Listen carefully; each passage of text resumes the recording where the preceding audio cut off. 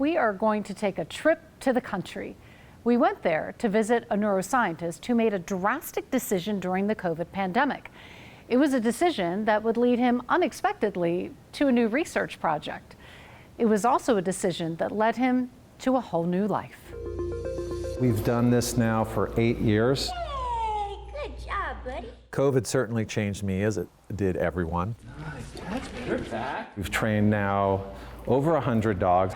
When the COVID pandemic hit, We're going to be assessing your dogs for... neuroscientist Greg Berns' decade of work with dogs came to a halt. The dog project kind of dried up because it was difficult to train dogs to go in the scanner when you couldn't really do it in person. We'll just go dog by dog. Struggling against this new normal, Seemed like my whole life was on Zoom. What do you all think? Berns made a life-changing decision.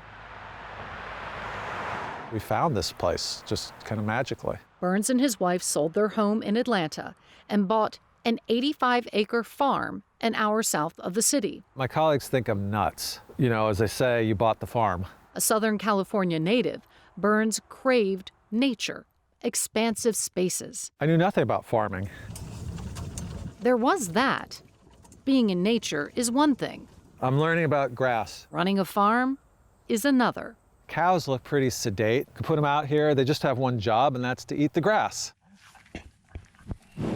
So without knowing anything at all about cattle, I acquired a bull and 2 cows, who turned out to be pregnant. Come here, Zena. Berns bought the zebu cows locally. Much smaller than typical cows, they are descended from Asia. So now I have 7. This is BB. There's the bull, Ricky Bobby, right there. So he's the patriarch. Okay. There was a defining incident with Ricky Bobby the bull, who began to choke on an alfalfa treat Berns had given him one day. He started to panic and back away, and I didn't know what to do. And so I went up to him and I started stroking his throat just to kind of push down what was ever in his throat. Put your head up here. It seemed to calm him down, and he swallowed it. And then, there you go. After that, how are you doing? He seemed to be different towards me. He wasn't so afraid. He would come up to me, and he very soon started putting his head on my shoulder, like, stroke my neck, please. That licking is a form of affection. Berns' pandemic decision to become a farmer has actually led him to his next neuroscience venture. They've become the next dog project. Hey, Tex, come on. I have weirdly become fascinated by, hey, Daisy, cows and cattle, and just, you know, how do they think? How do they see the world? And more surprisingly, how emotional they are. Do they have emotional lives? And I think the answer is quite obviously yes. That's what they do with each other. They'll lick each other. What I am doing is training the cows, like dogs, to do things so that I can ask questions about their cognition and their emotions. So I can give them choices, for example, like, do you prefer this thing or that thing? Can you learn a symbol on a piece of paper?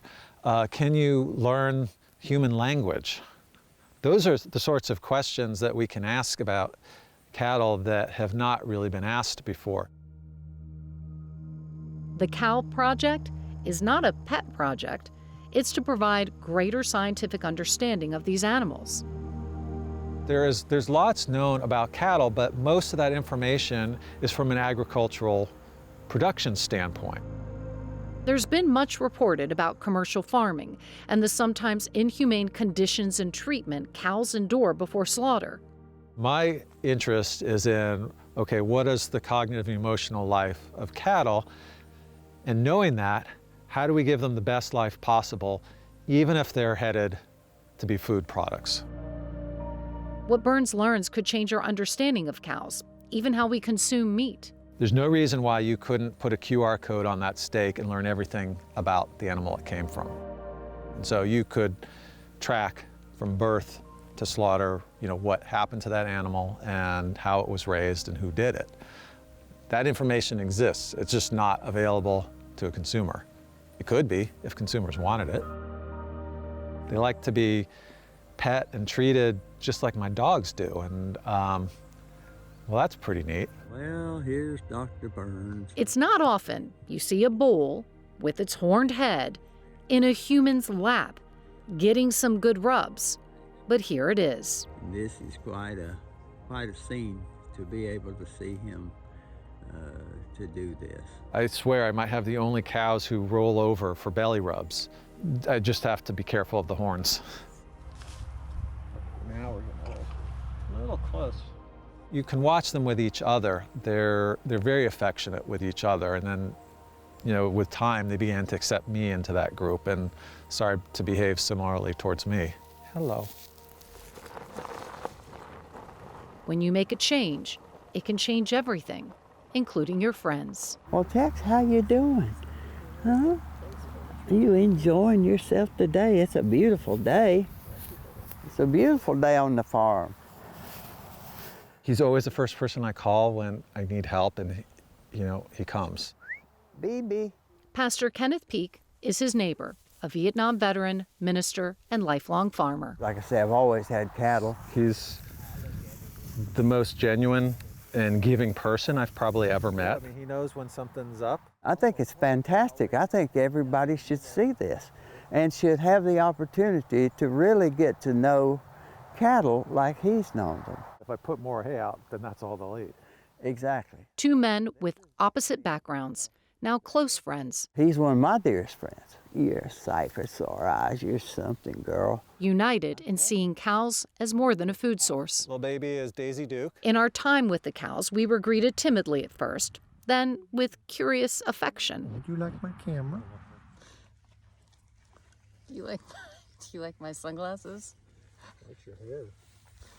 Oh, thank you. Oh my goodness. I see that cows have this very similar capacities to form bonds with humans that dogs do. I know.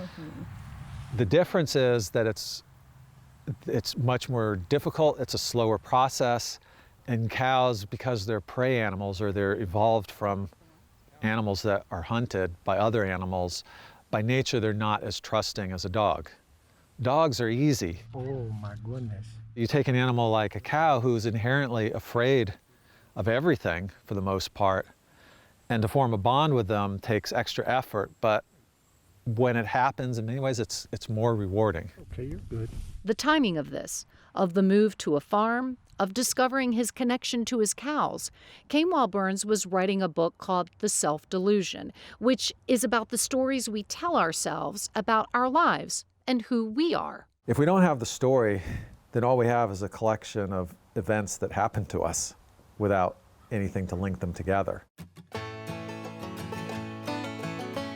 We are the architects of our stories, which are a combination of our memories and everything we consume in life, from childhood fairy tales to movies and books and even other people's experiences.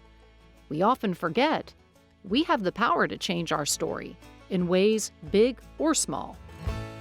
I think it's empowering to know that it is a story, that our sense of self and our sense of life is kind of this moving target. And it's kind of a folly to think that you're ever going to get your hands completely around it. And the best that you can do is tell a narrative that suits you the best. One could say the plot twist in Berns' story was moving to the farm. That was not even in the outline at the beginning. There is the cow project.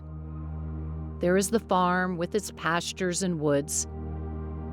At this point in this new chapter of his life story, with so much yet to do and discover, Berns is certain of one thing: he's meant to be here. I mean, to me, it feels just like perfect.